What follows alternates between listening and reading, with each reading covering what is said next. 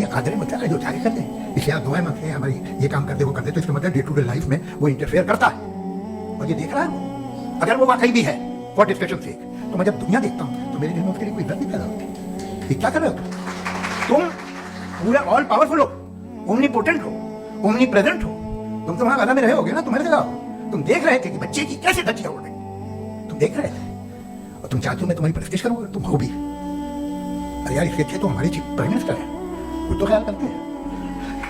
कमाल, आप किसकी इबादत कर रहे हैं? अगर वो है भी, ये दुनिया नाइंसाफी से, जुल्म से, जबर से, तशद्दुद से भरी हुई है और आप ये मत कहिए ना तो वो देख रहा है और वो बताएगा एक दिन। अगर वो देख रहा है और इंटरफेयर नहीं करता तो आप दुआ क्यों मांगते हैं?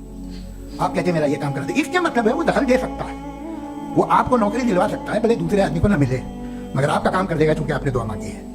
तो जब वो आपको नौकरी दिला सकता है, लड़की की शादी कर सकता है, बेटे को ग्रीन कार्ड दिलवा सकता है, तो कम से कम ये जो मर रहे हैं बच्चे इनको रोक दे, कुछ तो कर। मुझे तो दुनिया में इस दुनिया का कोई मालिक है, इसका ओमनीपोटेंट कोई रूलर है और ये दुनिया ऐसी चल रही है। मैं तो चाहूंगा कि भाई ना हो, अगर हो तो बड़ी शर्मिंदगी। हर बार आप एक लफ्ज रिपीट कर रहे हैं कि ओमनीपोटेंट गॉड है, ऑल पावरफुल गॉड है। यही तो दरअसल समझना है कि गॉड का कॉन्सेप्ट क्या है। प्रॉब्लम ऑफ इविल जो है, प्रॉब्लम ऑफ इविल दर हकीकत दो असम्पशंस पर कायम है। अगर आप इन दो असम्पशंस को समझ जाएं तो ये प्रॉब्लम नहीं रहेगी, आर्गुमेंट आपको समझ में आ जाएगी कि ये कोलैप्स कर जाता है। पॉइंट नंबर 1, यानी जो आपका सबसे पहला फॉल्स असम्पशन है कि गॉड मर्सीफुल है, ओमनीपोटेंट है, दुनिया में जुल्म हो रहा है। लेकिन आपको ये समझना चाहिए कि हमारे वर्ल्ड व्यू के मुताबिक गॉड सिर्फ ओमनीपोटेंट और सिर्फ मर्सीफुल नहीं है, बल्कि वो ऑल वाइज भी है और वो ऑल नोइंग भी है। उसके हर काम के पीछे हिकमत और विजडम है। ये कोई जरूरी नहीं है कि वो हिकमत और विजडम आपको समझ में आए या मुझे समझ में आए। अगर आप जो समझ रहे हैं उसके मुताबिक आप फैसला कर रहे हैं, ये लिमिटेड पर्सपेक्टिव से आर्गुमेंट है। और इस चीज को हम अपनी दुनिया में, अपने लाइफ में, डेली लाइफ में इस प्रिंसिपल को एक्सेप्ट करते हैं। हम जब किसी डॉक्टर के पास जाते हैं, डॉक्टर के पास जाकर वो अगर उसने हमें कोई दवाई दी है तो हम ये तो नहीं कहते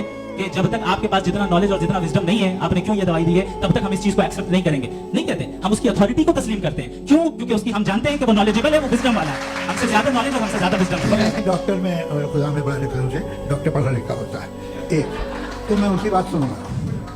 दुआएं ये कुछ जवाब दीजिए सर, प्लीज आप अगर सब ऑडियंस से बोलने लगेंगे तो फिर मतलब नहीं लाइफ में ऐसा। मतलब आप ये कहें कि क्योंकि आप डॉक्टर पे बिलीव करते हैं इसलिए खुदा पे बिलीव किए, क्या ये मिसाल आपको समझाने के लिए आर्गुमेंट है, इस पे आपको इतराज नहीं है।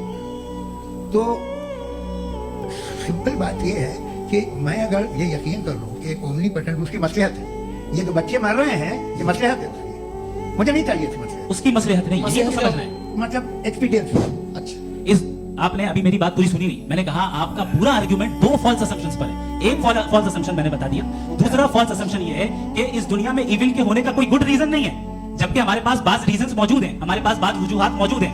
अगर इस दुनिया में इविल ना हो तो आप गुड को डिफाइन कैसे करेंगे? अगर जुल्म ना हो आप इंसाफ को समझेंगे कैसे? अगर तारीकी ना हो तो आप लाइट को समझेंगे कैसे?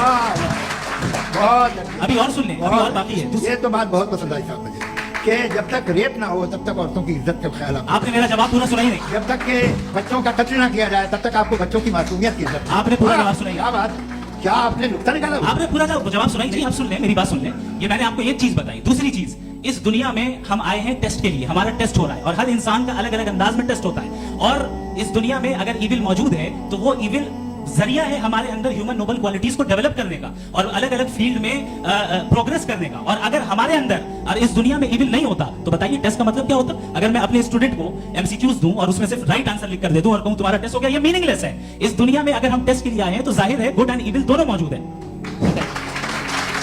तो अगर गुड एंड इविल दोनों मौजूद है तो ये इविल भी खुदा का बनाया हुआ है। जी हाँ, खुदा का बनाया हुआ है। लेकिन अच्छा, चलो अच्छी बात। जी बिल्कुल, तो बिल्कुल खुदा ने मतलब बनाया। अभी तो ये है कि जो मेजॉरिटी है दुनिया में वो इविल है, तो ये खुदा एक्चुअली इविल के साइड पे लग रहा है मुझे। बिल्कुल बिल्कुल, मेजॉरिटी में तो वो है।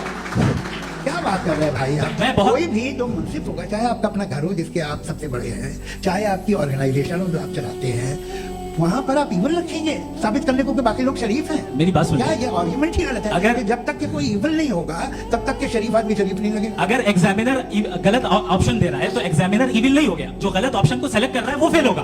क्रिएटर ने इविल को बनाया है लेकिन वो इविल नहीं है। अच्छा। सुनिए, let me complete sir. Creator ने इविल को बनाया है टेस्ट के लिए, वो इविल नहीं है। इविल वो होगा जो उसे इख्तियार करेगा। छुरी को बनाने वाला गलत नहीं होता है, छुरी का गलत इस्तेमाल करने वाला गलत होता है। रेप को कैसे गलत इस्तेमाल करते हैं?